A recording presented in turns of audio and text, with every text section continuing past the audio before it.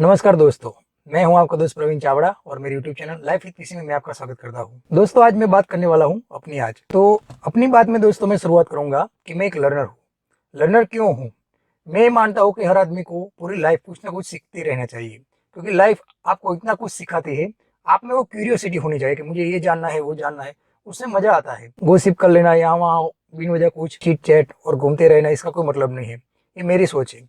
मैं लर्नर हूँ। क्यों? मुझे ये बहुत अच्छा लगता है कुछ ना कुछ जानना, देखना। तो मैं लर्निंग करता रहता हूँ। हाँ, अलग अलग एस्पेक्ट है। आप कहीं से भी सीख सकते हो, देखते, सुनते, किसी से बात करते, किसी जगह जाते हो। तो यहाँ पे मैं 4-5 जो पॉइंट है वो गिनाऊंगा कि मैं कैसे अपनी लाइफ में कुछ ना कुछ सीखता रहता हूँ। सबसे पहली बात दोस्तों, रीडिंग। रीडिंग मैं बहुत करता हूँ, पहले भी करता था। जब से छोटा था तब से मुझे रीडिंग करने का बहुत शौक था। तब स्टोरी बुक पढ़ता था। धीरे धीरे बड़ा होता गया तो फिर वो मैं ऑटोमोबाइल के मैगजीन पढ़ता गया। फिर वो दूसरी बुक पढ़ता गया, नॉवल पढ़ता गया। फिर मैंने कॉलेज में जो लिटरेचर होता है तो उसमें मुझे थोड़ा इंटरेस्ट जगा। तो लाइब्रेरी में जाके हम पढ़ते थे। फिर बुक्स वहाँ से लेनी स्टार्ट की। और गुजरात विद्यापीठ में बढ़िया बढ़िया बुक मिल जाती थी, तो उसकी मेंबरशिप मेरे पास थी। तो वहाँ से मैं पढ़ता था। धीरे धीरे एक लेवल आया। तो जो रीडिंग होती है वो आपको बहुत ही सुधार देती है, मतलब कि आपके जीवन में रीडिंग से बहुत बदलाव आता है। आगे चल के जो मैंने रीडिंग की वो लाइफ डेवलपमेंट टॉपिक पे की। तो उसमें मुझे क्या सीखने को मिला? इम्प्रूवमेंट अपनी लाइफ में होना चाहिए। अगर आप देखते हो कि आज मैं हूँ वो कल से बेहतर है तो बढ़िया है। अगर आपको लगता है कि नहीं मैं वहाँ ठहरा हूँ तो गलत है। मैं हमेशा याद रखता हूँ कि पानी जो बहता होता है तो वो प्योर होता है, बहुत क्लीन होता है। आपको उससे दिखता है कि नीचे क्या है, पीने में शुद्ध होता है और बहुत मजा आता है। वैसे जीवन भी ऐसा है, ठहराव से वो बिगड़ जाता है। तो हमें क्या करना चाहिए? मेरा ये मानना है कुछ ना कुछ सीखते रहना चाहिए। तो एक तो हो गया टॉपिक रीडिंग का। अगर रीडिंग का शौक नहीं है तो दूसरा, मान लीजिए आपको कोई ऑप्शन ढूंढना पड़ेगा।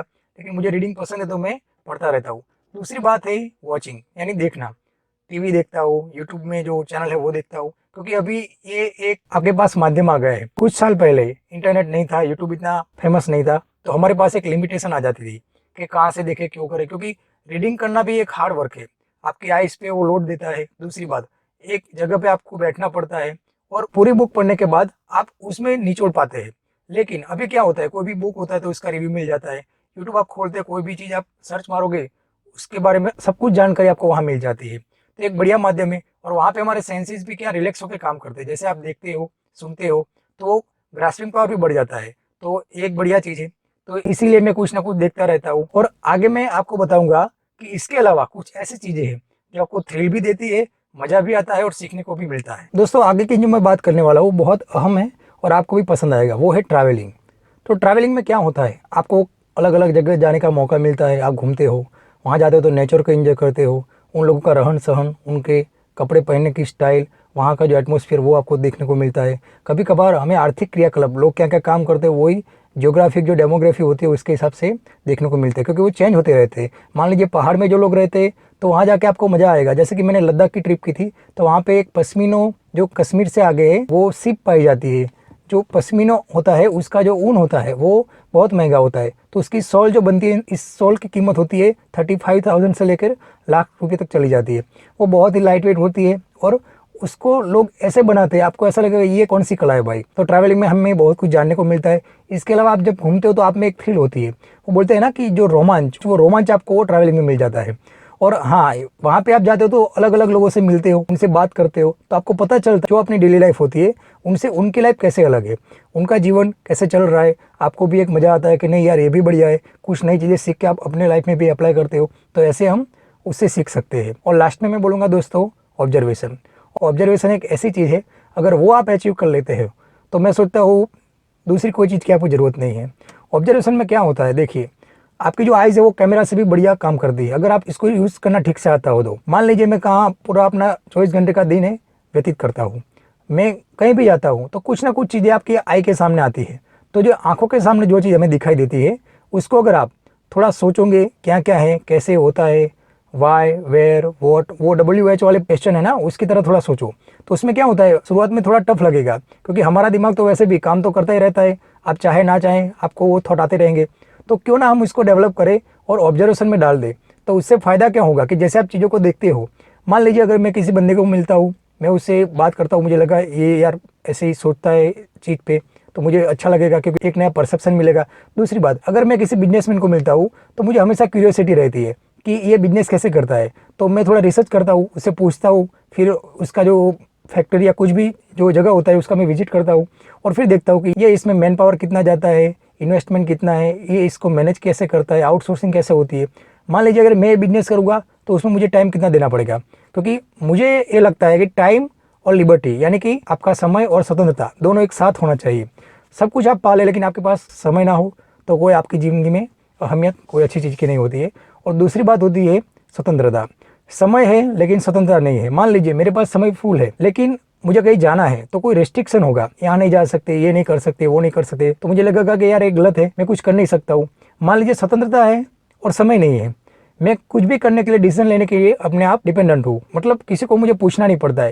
लेकिन प्रॉब्लम कहाँ आती है, अगर मुझे समय नहीं मिलेगा, मैं ऐसा काम कर रहा हूँ, ऐसी जॉब कर रहा हूँ, कुछ ऐसी एक्टिविटी मेरी चल रही है जिसमें 24 घंटे में जो बेसिक नीड आपकी होती है जैसे कि सोना, खाना, तो वो रूटीन में चला जाएगा 7-8 घंटे। फिर दूसरा छोटा बड़ा काम होगा।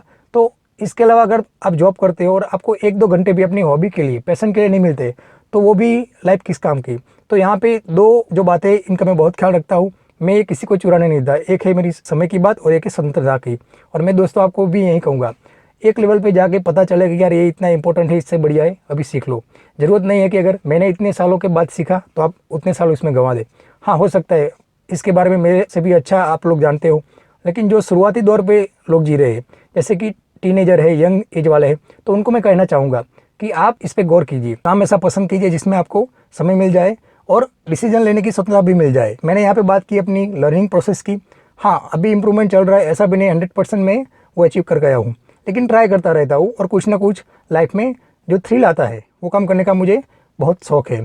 तो अभी तो मुझे एक बात तो ड्राइविंग बहुत पसंद है, ट्रैवलिंग भी बहुत करता हूँ, कुछ पढ़ता रहता हूँ, देखता भी रहता हूँ। ये अभी यूट्यूब का चैनल भी स्टार्ट कर दिया है, लोगों का अच्छा रिस्पॉन्स भी आ रहा है।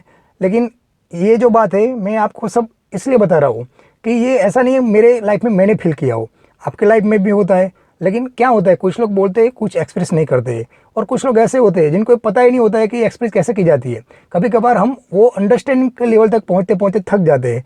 तो मैं दोस्तों आपको यही कहना चाहूँगा, बस लाइफ है, इसको हैप्पीली जिए, टेंशन ना ले। कुछ मिलता है तो ठीक है, नहीं मिलता है तो लेट गो, चलती रहती है भाई, कौन सी बड़ी बात है। तो होप ये वीडियो मेरा आपको अच्छा लगा होगा, क्योंकि कुछ ना कुछ मेरी थॉट प्रोसेस जो होती है, कोई बात मेरे दिमाग में चलती रहती है, मुझे ऐसा लगता है कि नहीं यार चलो ये वीडियो बना के मैं आप तक पहुंचा सकता हूँ, आपको भी एक नया परसेप्शन मिल जाएगा। चीज़ें को अलग नज़रिए से देखने की ट्राई कीजिए। हाँ, टाइम बर्बाद मत कीजिए। जहाँ 1 घंटे में काम हो सकता है वहाँ 2-3 घंटे मत दीजिए। कभी कभार हमें होता है कि कई एक्टिविटी दोस्तों ऐसी होती है जो बहुत टाइम कंज्यूम करती है, आपको उसको ऑब्जर्व भी करना पड़ेगा। हो सकता है स्टार्ट में आपको पूरा दिन का जो आपका ग्राफ है, क्या क्या किया, वो रात को सोने से पहले देखना पड़ेगा कि ये एक्टिविटी मुझे कट करनी है। तो बढ़िया क्या है, नोट और पेन लीजिए, क्योंकि मैंने देखा है राइटिंग जो आप करते हो ना, बहुत बड़ी बात है।